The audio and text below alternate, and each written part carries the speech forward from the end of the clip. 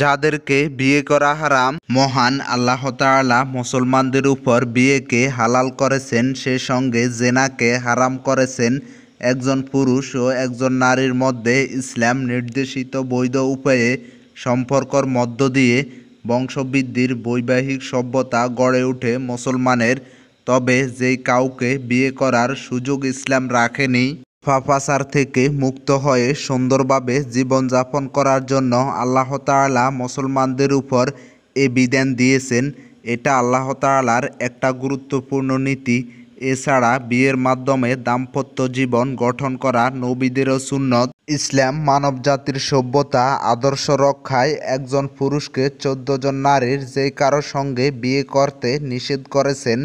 ইসলামের দৃষ্টিতে এ 14 জন নারীর কারোর সঙ্গে একজন পুরুষের বিয়ে হারাম ও অবৈধ।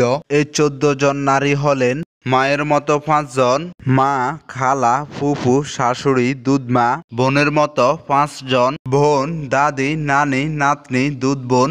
মেয়ের মতো 4 জন, নিজের মেয়ে, ভাইয়ের মেয়ে, বোনের মেয়ে, ছেলের বউ।